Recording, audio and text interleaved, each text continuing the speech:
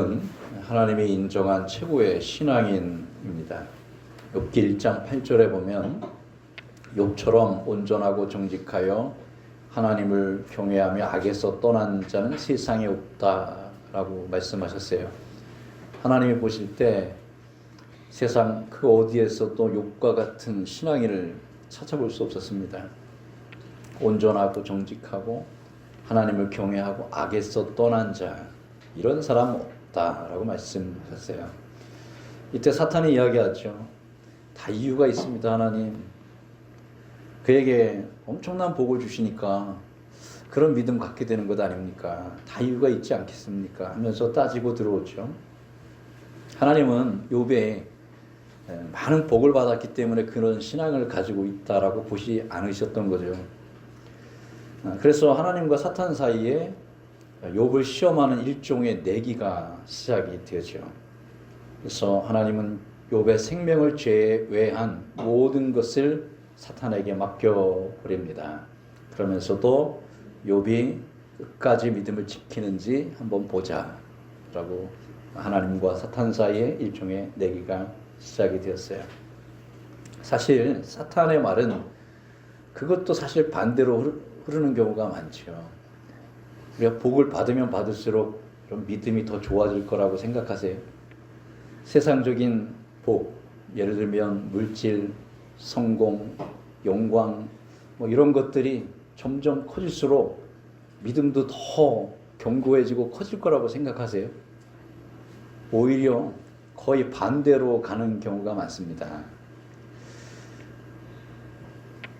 우리가 세상에서 말하는 복을 많이 받으면 받을수록 거의 대부분의 사람들이 교만해져요. 그리고 물질을 그리고 권력을 죄짓는 데 씁니다. 더 많은 탐욕을 부리고요. 하나님보다 물질을 의지하게 되고 힘을 의지하게 됩니다.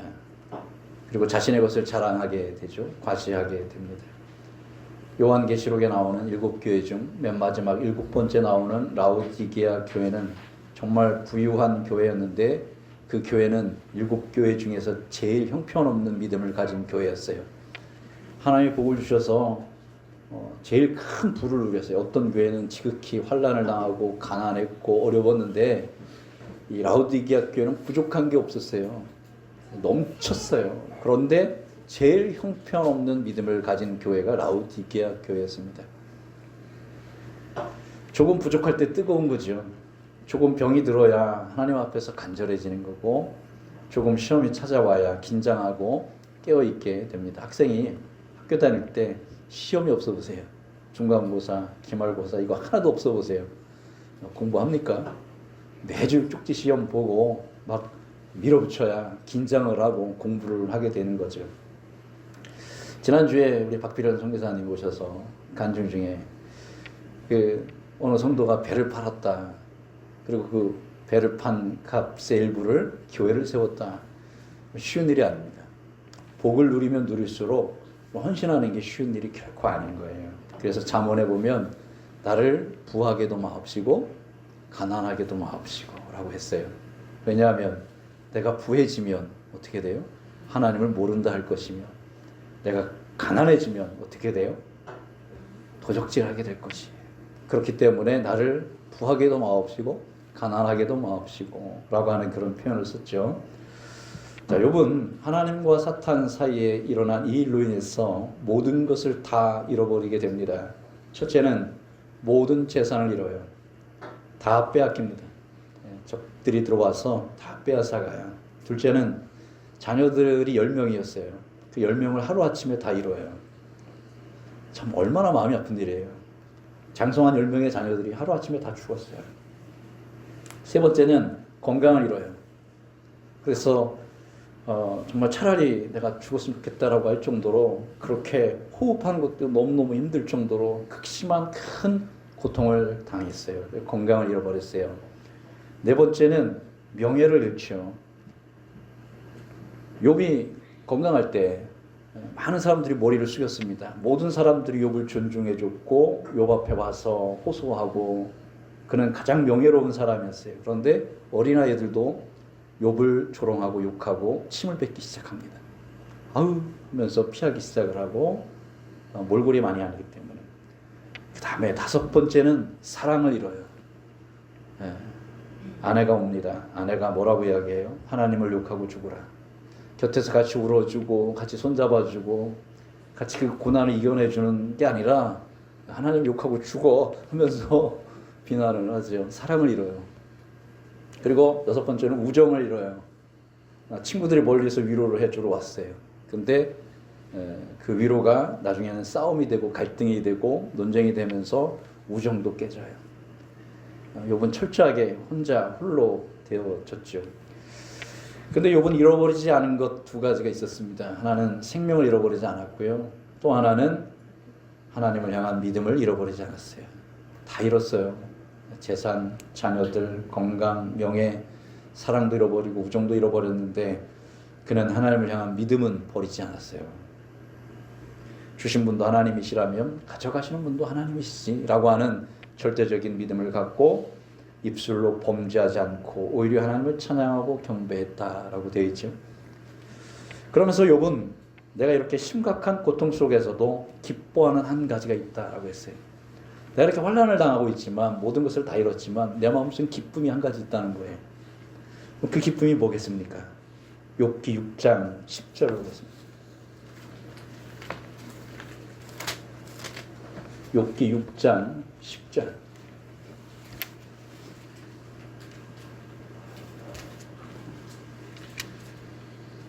참 놀라운 말씀이 나오는데요.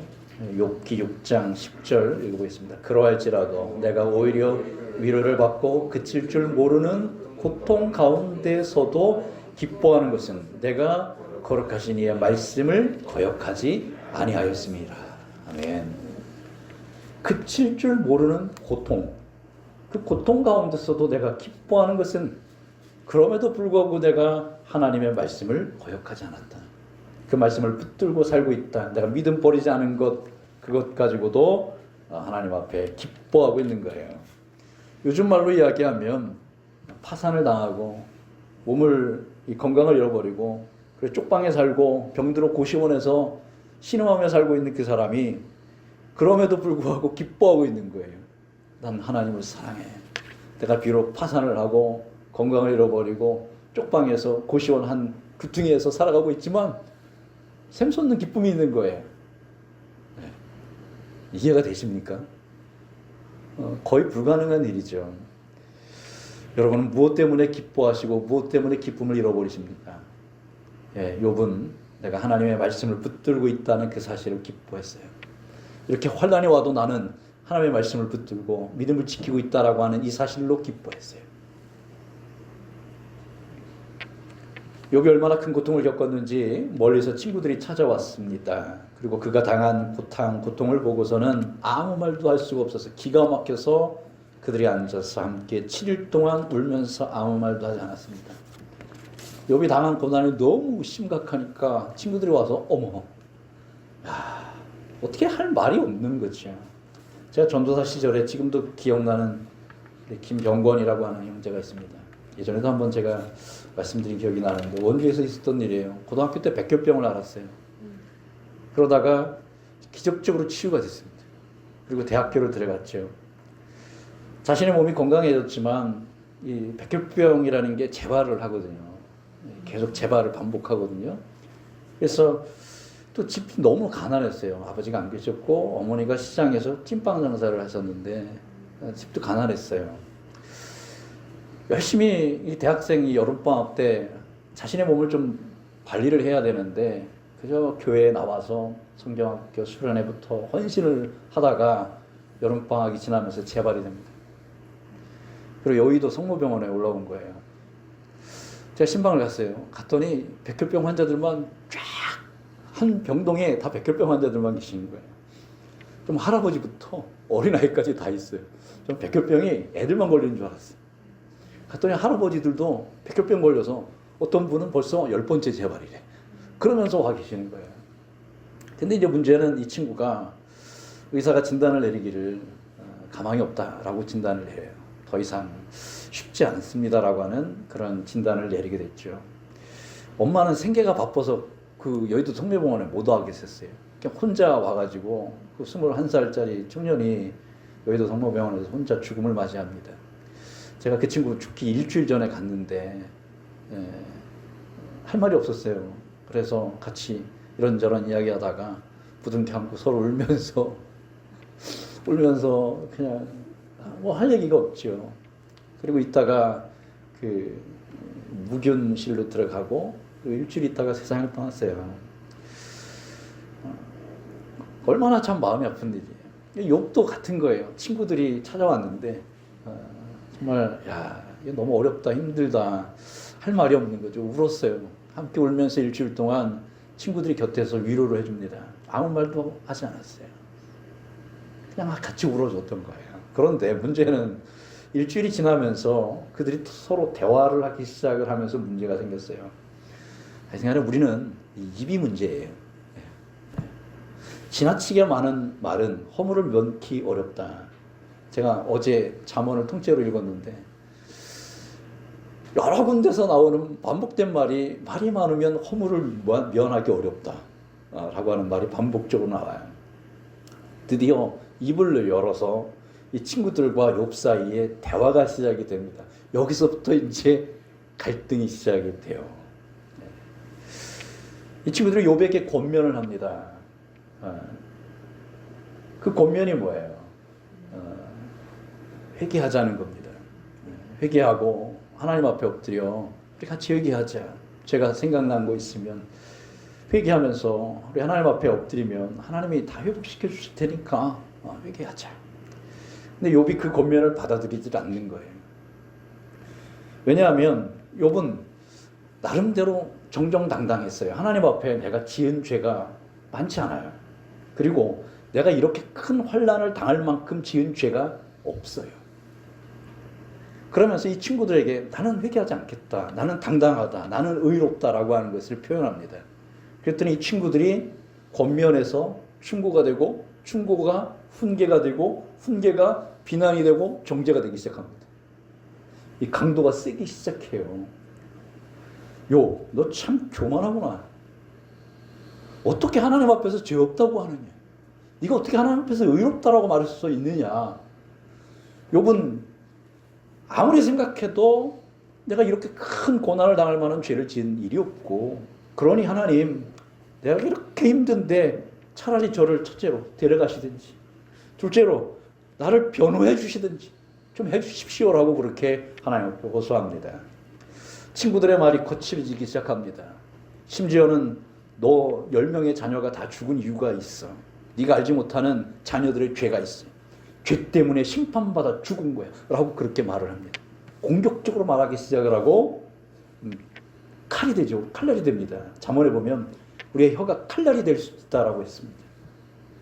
그러면 같은 말도요. 억양에 따라서 칼날이 되기도 하고 위로가 되기도 하는 거 아세요? 제가 목사 안수를 받을 때 면접을 이제 3군데서 봤어요. 그런데 제가 첫 번째는 이제 지방에서 면접을 보고 그 다음에 총회에 올라와서 면접을 봐요. 그런데 공교롭게도 이 지방에서 저를 면접하신 그 질문하신 목사님하고 총회에서 저를 그 면접 보신 이 목사님의 질문이 똑같았어요. 근데 그 질문 앞에 이게 답을 할 수 있는 질문이 아니었거든요. 그래서 제가 입을 다물고 있었어요. 아무 말도 못하고 있었어요. 그런데 두 분 다 본인이 스스로 답을 하시더라고요. 근데 지방회에서 제가 면접을 볼 때 이 목사님한테 그 이야기를 답을 듣고 나올 때는 화가 났어요. 막 화가 나고 분노가 나오더라고요. 근데 똑같은 답이에요. 답도 똑같았어요. 그런데 총회에서 제가 그분한테 그 답을 듣고 나올 때는 울었어요. 똑같은 답이었고요. 똑같은 질문이었고 똑같은 답이었는데 한 분은 저를 화나게 만들었고요. 한 분은 저를 울게 했어요. 말이라는 게 이렇게 엄청난 겁니다. 수고했어요. 이것과 수고했어. 전혀 다른 게 되는 거죠. 네. 자, 이 친구들은요 공격하기 시작합니다. 욥이 말을 들어먹지 않으니까 욥이 설득이 안 되고 자신들이 주장하는 걸 받아들이지 않으니까 그냥 뭐 더 강력해지는 거예요. 더 말이 세지는 거예요.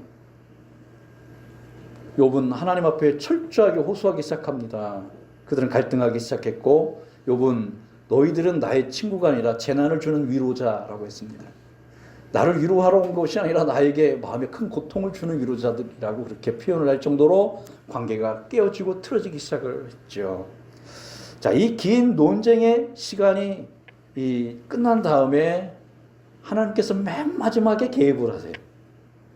그러면서 하나님이 욥의 손을 들어주시죠. 오늘은 엘리바스라고 하는 사람, 그 첫 번째 친구인데요. 하나님께서 그 엘리바스에게 이야기하지 않습니까?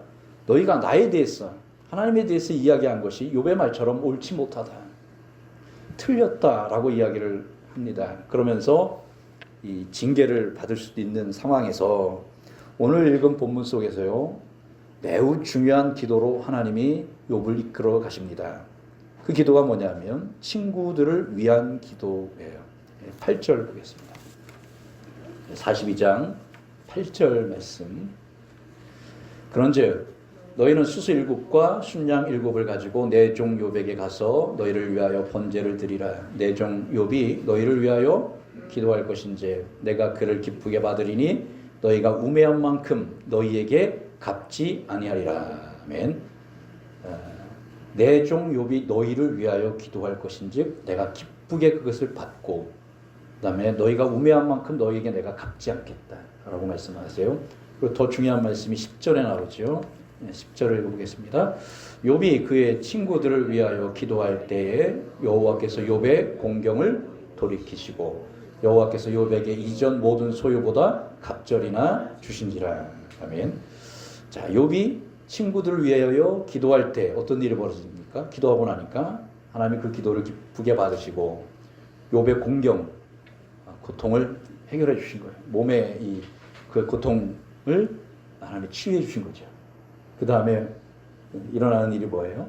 이전 모든 소유보다 갑절이나 더하여 주셨다라고 합니다.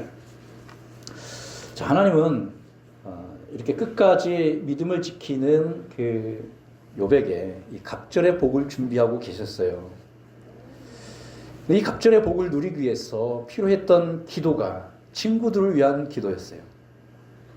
오늘 하나님이 중재자로 나셔서 새 친구들을 하나님이 책망하시고 욥은 회개했기 때문에 그 회개 기도를 받으셨고 그 다음에 이 친구들에게 욥에게 가서 번제를 드리라고 했고 욥은 하나님께서 그 친구들을 위해서 기도하라고 하셨어요. 그럼 그 친구들을 위한 기도가 뭡니까? 일단 논쟁이 일어났고 서로 말이 거칠어졌고 비난을 했고 정죄가 일어났고 방어를 하게 되었어요. 그러면서 친구들과의 감정적인 어떤 그런 손상이 일어나게 되었고 감정이 상해져 있었던 그런 상태에서 하나님이 원하시는 기도가 뭐였겠습니까? 첫째는 하나님 이 친구들을 용서해 주십시오. 이 친구들 책망하지 말아 주십시오. 이 친구들에게 하나님 정말 어떤 그 벌을 가하지 마십시오 라고 하는 용서의 기도를 드렸고 두 번째 기도는 하나님 저도 이 친구들을 용서합니다. 용서의 기도를 하나님 앞에 드린 거예요. 이게 친구들을 위한 기도예요. 중보이면서 동시에 그 중보와 함께 나도 이 친구들을 용서합니다 라고 하는 그런 용서의 기도가 하나님 앞에 올려질 때 하나님이 기쁘게 받으시고 그 기도가 끝나자마자 하나님이 욥을 치유해 주시고 그리고 갑절의 복을 하나님 예비한 것으로 부어주시는 일이 일어나죠. 이것이 회복의 문을 여는 기도입니다. 회복의 문을 여는 기도, 친구들을 위한 기도. 우리는 살면서 나를 공격하거나 억울하게 하거나 서운하게 하는 사람들을 많이 만납니다. 나에게 고통을 준 사람들을 많이 만나죠. 주로 어떤 사람들이냐면 우리랑 굉장히 가까이 있는 사람들이에요. 멀리 있는 사람이 우리에게 고통을 가하는 게 아니지 않습니까? 내 가까이 있는 사람들 누구예요? 첫째는 가족들, 둘째는 직장 동료들, 일꾼들, 그 다음에 친구들, 이웃들이에요. 나를 서운하게 만든 사람들, 교회 안에 있는 거예요. 교회 밖에 있지 않아요. 교회 안에 있는 거예요. 네. 가족 안에 있는 거예요. 친구들 속에 들어가 있는 거예요. 나를 서운하게 만들고 직장에서는 더 강력합니다. 일터에서는 정말 이 치열한 갈등들이 더 심하죠. 나를 서운하게 만들고 억울하게 만들고 나를 공격했던 사람들, 비난했던 사람들이 있어요. 용서하는 일은 쉬운 일이 아닙니다. 그러나 오늘 욥에게 향하신 하나님의 요청은 친구들을 위한 기도였어요. 나를 비난했고 정죄했고 훈계했고 공격했던 그 친구들을 위한 기도하라는 거예요. 욥은 순종합니다. 그리고 이 친구들 용서해 주시고 저도 이 친구들 용서합니다 하는 용서의 기도가 드려질 때에 하나님께서 복의 문을 열어주시기 시작을 한 거죠. 주시기로 이미 다 준비된 것이지만 그 기도와 함께 그 복의 문이 열리기 시작을 하는 겁니다. 용서는 정말 어려운 일이에요. 요즘 연예인들 중에서 잘 나가던 연예인들이 갑자기 학원 폭력, 그 옛날 이야기, 학교 다닐 때 겪었던 그 일로 인해서 하차하는 경우가 아주 빈번하게 일어나고 있습니다. 학교 다닐 때 당했던 사람은 내가 저 친구한테 맞았어, 저 친구한테 돈을 뺏겼지, 저 친구한테 인격 모독을 당했고 고난을 당하고 고통을 당했어. 그러면 그것이 10년이 지나고 20년이 지났는데도요, 그 감정이 그대로 있는 거예요. TV에서 그 친구 얼굴이 딱 나오자마자 막 부글부글 끓어오르는 그 감정이 그 20년, 30년 전이나 지금이나 동일한 거예요. 그래서 쓰는 것 아닙니까? 창세기에 보면 아주 감동적인 사건이 나옵니다. 용서와 관련된 두 개의 큰 사건이 나오는데 다 형제들 사이에서 벌어진 일이에요. 여러분, 추석, 명절, 우리가 평상시에 가족들하고 잘 안 만나지만 명절 땐 또 만나잖아요. 그러면 이 명절 지내면서 참 은혜롭게 형제들 사이에 정말 우애가 좋게 끝나가는 경우가 그렇게 많지 않습니다. 뭔가 틀어져 있고 갈등이 일어나 있는 거예요. 이게 돈 문제일 수도 있고 또 여러 가지 많은 어떤 감정의 문제일 수도 있는데, 자, 이런 것들이 엉켜 있는 게 가정이에요. 자, 욥은 형제들에게 죽임을 당할 뻔해서 형들이 욥을 구덩이에다가 빠뜨렸다가 결국 그 애굽의 종으로 돈을 받고 팔죠. 팔려가는 시편에 보면 그가 쇠사슬에 묶여서 갔다라고 했습니다. 그 팔려가는 이 젊은 아이, 이 소년의 이 요셉의 감정이 어떻겠습니까? 정말 형들에 대한 이 분노, 부글부글 끓어오르는 두고 보자. 내가 반드시 이 일을 기억하고 있다가 복수하리라 라고 하는 그런 마음이 있지 않았겠습니까? 세월이 흘렀습니다. 놀라운 일이 벌어졌습니다. 요셉은 어느새 국무총리가 돼 있었고, 그 다음에 그 땅에 기근이 일어나서 야곱과 그 형제들이 다 이사를 왔어요. 그리고 또 십수년이 흘러서 아버지 야곱이 세상을 떠납니다. 장례식이 끝났습니다. 그러자 형제들이 요셉을 찾아와요. 그리고는 엎드려 용서를 구합니다. 수십 년 전에 일어난 그 일을 이 형제들이 이야기하고 있는 거, 분명히 요셉이 아직 감정이 남아있을 거다. 아버지가 살아계시니까, 아버지가 살아계실 때는 우리 형제들을 건드리지 못했다가 아버지가 돌아가셨으니 이제 우리를 보복하지 않겠는가 라고 하는 그런 찔림이 형제들에게 있었어요. 그래서 요셉에게 찾아가잖아요. 우리를 용서해 주십시오. 그 옛날에 우리가 그 저질렀던 일을 용서해 달라고 그렇게 요셉을 찾아가잖아요. 요셉은 이미 다 용서가 되어 있던 상황이었고, 울면서 하나님이 나를 이곳에 보내신 거예요. 형들이 보낸 게 아니라, 형들이 나를 팔아서 내가 여기 온 게 아니라, 지나가고 보니까, 세월이 흐르고 보니까 하나님이 하신 것이었어요. 그러면서 형제들과 부둥켜 안고 울면서 내가 형님들과 그 가족들을 내가 양육하겠습니다, 내가 기르겠습니다, 내가 보호해드리겠습니다 라고 하면서 이 화해의 강력한 역사가 일어나게 되죠. 그 장면을 하나님이 얼마나 기뻐 보셨을까요? 똑같은 사건이 야곱과 요셉 사이에서도, 에서와 요셉, 에서와 야곱 사이에서도 일어납니다. 딱 20년 지났어요. 그런데 에서가 20년 전에 가졌던 그 보복에 대한 감정이, 여러분, 이렇게 무서운 거예요. 20년이 지났는데 요만큼도 사라지지 않은 거예요. 20년이 지났는데 여전히 그 감정이 그대로 있었던 거예요. 야곱이 돌아온다고? 그래? 400명을 데리고 죽이러 오는 거죠. 야곱의 전령이 돌아옵니다. 형 애가 400명을 이끌고 오는데요, 당신을 죽이러 오고 있습니다. 야, 20년이 지났는데도 이 감정이 하나가 조금도 아직 해결이 안 된 거예요. 그래서 야곱이 기도하러 내려가는 거잖아요. 하나님 붙들고 기도합니다. 저에게 복을 주십시오. 그 복이 뭐예요? 형 에서의 감정을 풀어주시고 우리 관계가 회복되게 해달라고 하는 그 기도 아니겠습니까? 그리고 그 다음날 극적인 화해가 일어나게 됩니다. 야곱이 엎드리게 되었고, 에서는 그 동생 야곱을 부둥켜 안고 울고, 그 그러면서 극적 화해의 역사가 일어나죠. 이게 회복의 문을 여는 기도입니다. 예. 용서는 정말 힘든 일이에요. 그런데 예수님은 내가 용서할 수 없는 원수까지도 사랑하라고 하셨고요. 나를 핍박하는 자를 위해서 어떻게 하라고요? 기도하라고 하셨어요. 도무지 이해가 되지 않는 말씀입니다. 그러나 원수도 사랑하고 나를 핍박하는 자를 위해서 오히려 기도하라고 축복하라고 우리에게 말씀하셨습니다.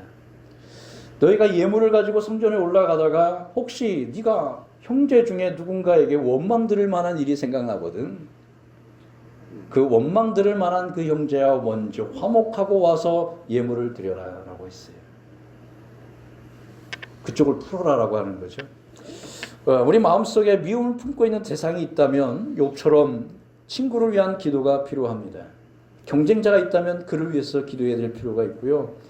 여러분을 미워하는 사람이 있다면 그 사람이 뭐 용서를 하든 안 하든 그 감정을 뭐 고백을 하든 안 하든 관계없이 여러분을 미워하는 사람이 있다면 그 대상을 위해서 기도하셔야 돼요.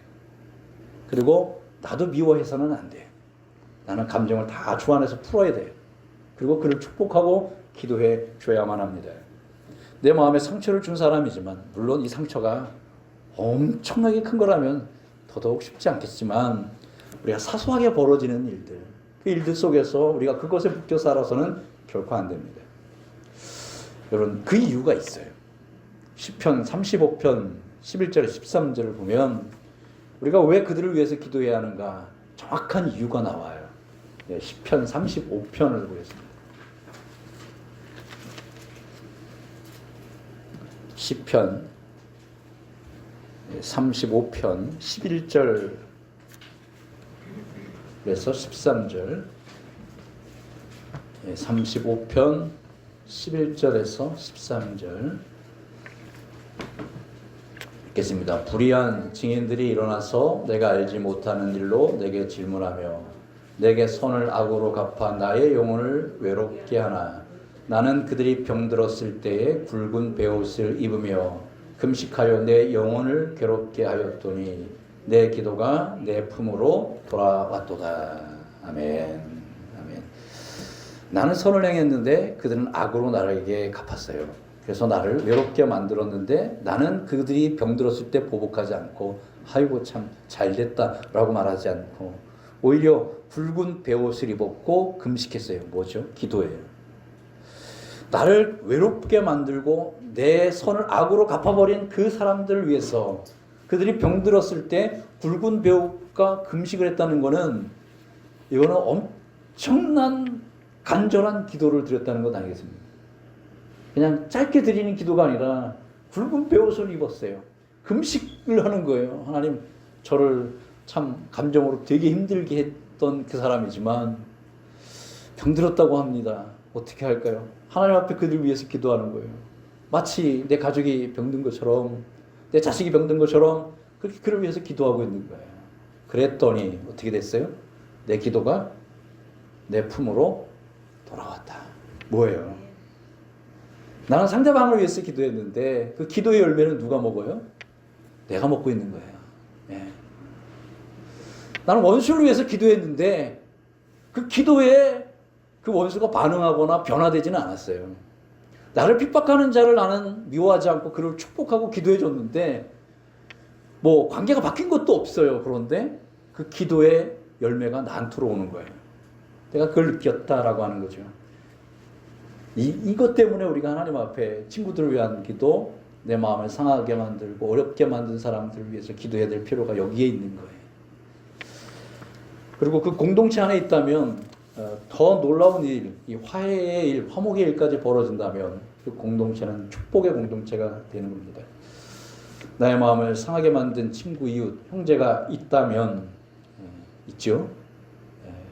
많으십니까? 반응이 없어요. 많은 걸로 알고 있겠습니다. 가족 안에, 직장 안에, 교회 안에 있는 거예요. 가까이 있는 거예요. 그들을 위해서 용서를 드리는 기도를 드리고 그들을 위해서 복을 빌었다면 그 기도가 내 품으로 돌아오더라. 네. 이것 때문에 우리가 기도하라고 말씀하시는 거죠. 하나님은 욥에게 친구들을 위해서 기도하게 하셨고 그 기도를 기쁘게 받으셨고 그리고 갑절의 복을 주셨고 그 병든 몸을 치유해 주셨습니다. 하나님께서 기쁘게 받으신 이 기도, 회복의 문을 여는 기도였습니다.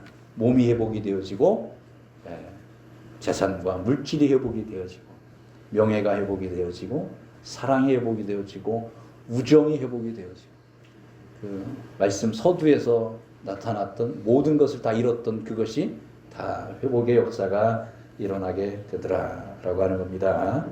여러분과 혹 불편한 관계에 있는 사람이 있다면 미워하지 마십시오.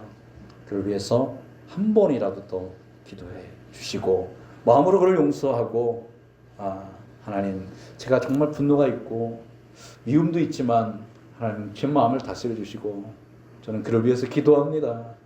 여러분 어떤 역사가 일어날지 몰라요. 어떤 일이 벌어질지 모릅니다. 하나님 어떤 복으로 우리에게 역사하실지 그것은 모를 일이 있죠. 이와 같은 회복의 기도가 여러분 욥처럼 친구들을 위한 기도, 화목을 위한 기도, 용서를 위한 기도를 통해서 여러분의 것이 되기를 주님의 이름으로 축원합니다. 기도합니다.